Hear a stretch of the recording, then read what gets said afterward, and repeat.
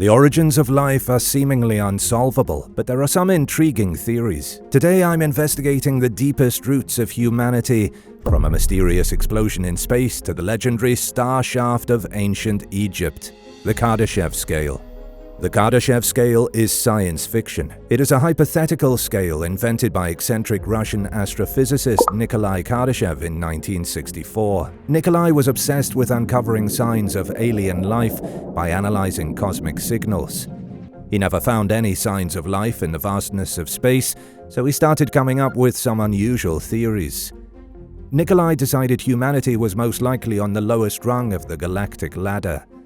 He determined Earth as a whole to be a Type O civilization. Then he came up with 5 far more advanced types of civilizations that could exist in the expanse of the universe. It was his hypothesis that these highly advanced civilizations would have no use for Earth's squabbling heathens. Type 1 civilizations are able to harness the energy from the star closest to their planet. Unlike humans who still use energy from fossilized trees, a Type 1 civilization will have harnessed the incredible energy that comes from stars. If humans are ever able to do this, they'll be able to power civilizations across all the planets within reach. There is so much energy in the sun just waiting to be used. The next type of civilization will have taken star energy to the next level by controlling their entire star. This involves another piece of science fiction known as the Dyson sphere. It's a theoretical device that could be placed over a star like a giant cage, sucking its energy out to power a vast cosmic empire. The other types of civilizations just get more and more outrageous. Type 3 is a species that traverses their own galaxy with ease. Nikolai believed any Type 3 civilization would be ruled by cyborgs, or a mix of biological and robotic beings. He envisioned a spacefaring group of cybertronic humanoids, not completely unlike the Borg from Star Trek. Type 4 is beyond humanity's wildest imagination. A civilization of this magnitude has become immortal. They can manipulate dark matter and bend the very fabric of space-time. They would have access to time travel and teleportation. A Type 5 civilization has become God. They've mastered so much technology that they can build their own universes like you might build a model town from Lego. These are fun to think about, but do you really think a civilization with such incredible technological prowess could exist? I wanted to give a big thank you to HighSoul5039 and Romeo Joseph 9554 for supporting this channel. Be sure to subscribe if you haven't already for more videos like these. The explosion in space. 1,000 years ago, there was an explosion in space so bright that it shone brighter than the sun during daytime hours. People across Europe were gobsmacked by the flare of unexplainable light in the sky. All these years later, scientists are still trying to figure out what was responsible for an explosion bright enough to outshine the sun. Pretty much every single person on Earth would have seen this thing. Although it didn't technically outshine the sun, it was still brighter, only much farther away from the planet. It still would have burned brightly like a nuclear explosion way beyond the moon for approximately 23 days. Dr. Evan Crawford from the Western Sydney University said the explosion was at least brighter than Venus. It would have been an extraordinary sight, which explains why people recorded the event on tombstones and in 11th century literature. It was clearly captivating enough that people carved images of a glowing object on their gravestones in Bosnia and Herzegovina. There are also recordings of the cosmic blast in Arabia from the year 1054 AD. Scientists say the cosmic explosion was most likely the death of a star, an event known as a supernova. They also say the remnants of that explosion can still be seen in the night sky today. It's believed the explosion 1,000 years ago gave rise to the Crab Nebula. It's like a tear in space 6 light-years wide. But why do only a handful of records remain of the event? Scholars believe people were too afraid of the church to write down what they saw in the sky, choosing to carve it in stone instead. Astronomy was considered blasphemous in the 11th century. A supernova in particular was seen as a harbinger of doom for the clergy, so usually people ignored the omen in fear of the church. Neanderthal Survivors. Professor Boris Porshnev was a Soviet scientist who came up with a radical theory in 1964. According to the original article published by the New York Times, Boris came up with the idea that Neanderthals are still alive. It was his firm belief that tales of abominable snowmen in the mountains of Eurasia were proof of Neanderthal survivors. Could it be true? And if so, what does it mean for the origins of our species? Mainstream science will tell you the last Neanderthal died 40,000 years ago. But ever since the 1960s, more and more open-minded scientists have humored Porshnev's theory of the abominable Neanderthal. They might be completely gone now, but they might have also still been around until just a few years ago. Let me back things up. For 200,000 years, Homo sapiens lived alongside Neanderthals. Nobody knows what exactly happened during those years. It's one of the biggest unsolved anthropological mysteries. But there is proof that 40,000 years ago, every Neanderthal was gone. They vanished from the fossil record and were never seen again. The thing is, just because nobody has found more recent bones doesn't mean Neanderthals went completely extinct. It's not like every single Neanderthal bone has ever been found. Most ancient human species have only been identified from jaw fragments and bits of teeth. It's entirely plausible the last Neanderthals lived an isolated existence in the snowy mountains of Russia and Eurasia. There's even physical evidence of it. At the Baizovaya archaeological site, excavations have been conducted since the 1960s. Over 300 stone artifacts have been recovered.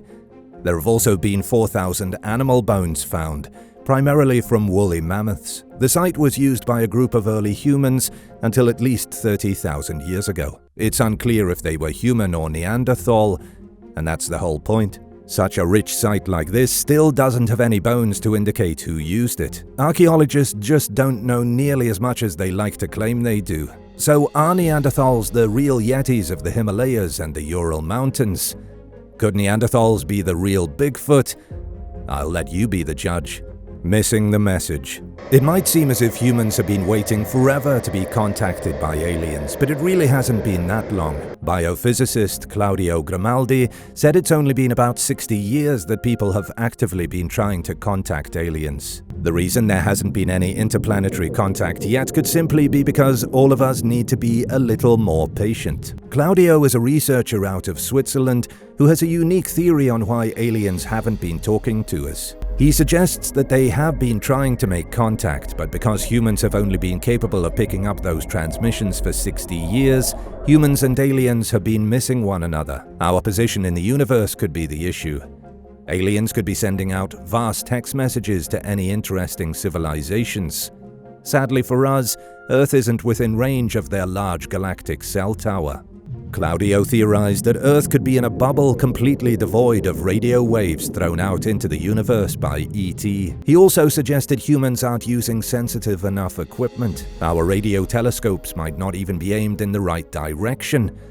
There are a whole heap of reasons why humans may have missed the message. Furthermore, Claudio's scientific models suggest there are as few as one electromagnetic emission in our galaxy every 100 years. If there are aliens trying to reach us, we all might just need to wait a little longer. Ancient pharaohs from space.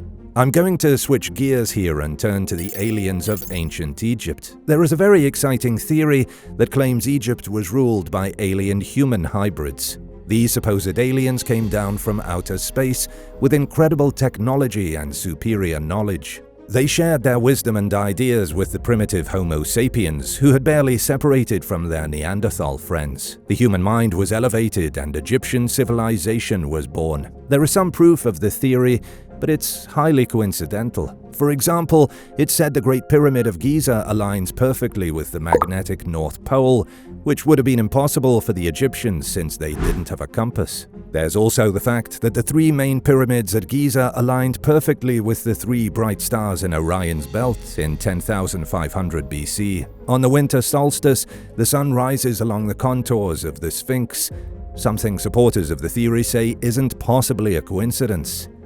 The idea is that only aliens would have been able to make all these small but important details possible when constructing the pyramids.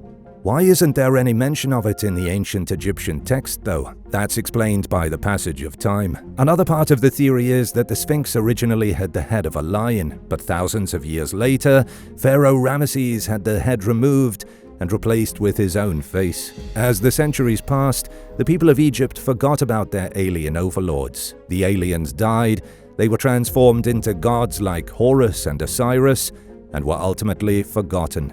Panspermia. Panspermia is a very real and highly probable theory for the origin of human life on this planet. It's one of the few theories scientists across the world are standing behind. It basically says human beings came from literal space dust. The theory says microscopic life forms, things like bacteria, are hurtling through space on millions of interstellar objects as we speak. Right this very second, there could be billions of space rocks flying through the universe with tiny scraps of bacteria on them. When these rocks impact a planet or a moon, the bacteria is flung onto the surface. If the conditions are suitable, the tiny life forms will start a chain reaction of seeding their new world with life. Let me quickly paint a picture for you. A rock smashes into Earth a billion years ago. Tiny microbial creatures are flung into Earth's prehistoric ocean. They multiply, feed, and thrive. They turn into slightly larger life forms, millions of years pass by, and suddenly there are fish. The fish walk onto land, eventually turn into dinosaurs, and millions of years later you're watching YouTube. That's the theory of panspermia in a nutshell.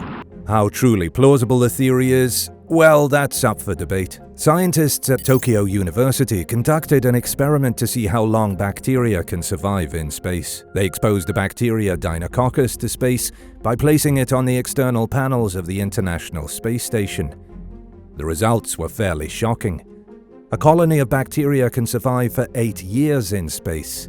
Theoretically, a spaceship from Earth could drop off millions of bacterial colonies on the surface of Mars. If Mars had a better atmosphere, those bacterial colonies would then go about brewing complex life.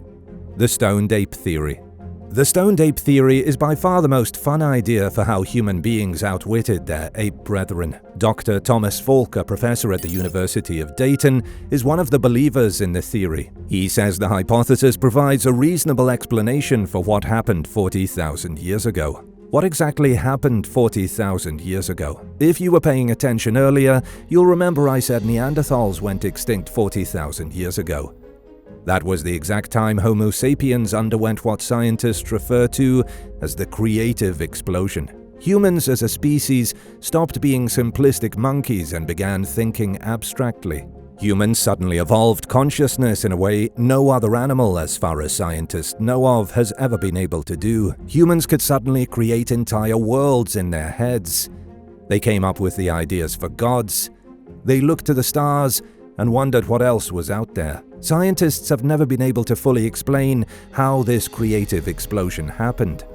What triggered such a dramatic change in the human brain? The Stoned Ape Theory says it was magical mushrooms. Primitive human ancestors started harvesting fungus from cow dung. That fungus was a mushroom containing the ingredient psilocybin. The regular consumption of psychedelic mushrooms led to an expansion in the brain over hundreds or thousands of years. Only through the mind-bending hallucinations of magic mushrooms did cave people gain the gift of creativity. The star shaft and the dog star. Could ancient humans have known exactly where the closest alien civilization is? Some say yes. There is a theory that somewhere near the star Sirius is a hub of alien beings.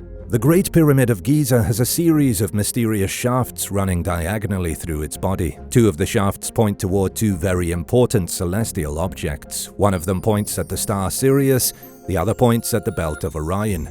Why were the Egyptians so obsessed with Sirius the star? It could be as simple as the fact that Sirius is the brightest star in the sky. It's an extremely visible object, even with the naked eye. Ancient people have been venerating the star since the beginning of time, but somehow they've all had very similar ideas about it.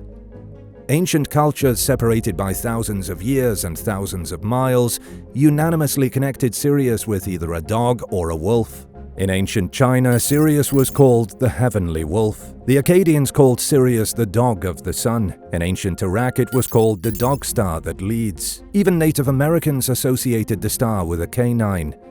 The Seri tribe called it dog that follows mountain sheep. The Cherokee believed Sirius was a dog guardian of the eternal path of souls. Modern science has found no evidence that Sirius is home to a habitable planet. To be entirely honest, other than these strange coincidences, there is no proof that Sirius is anything special except for its intense brightness. But that doesn't mean you and I can't stop and wonder, what did the ancients know about Sirius that scientists are missing today? What are your thoughts on this most brilliant of stars? Let me know in the comments, and thanks a lot for watching. Don't forget to subscribe if you haven't already, and come back soon for more awesome videos from the channel.